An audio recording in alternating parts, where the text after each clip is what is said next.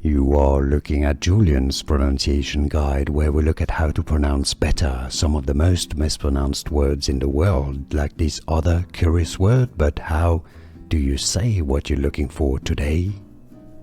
We are looking at how to pronounce these words, and we'll be looking at how to say more confusing vocabulary, so stay tuned to the channel to learn more.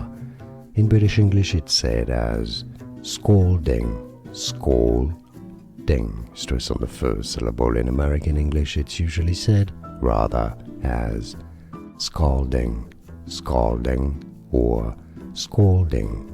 And now you know. More videos for you here to learn more correct pronunciations. Like this video if you found it useful, appreciate your support, and thanks for watching.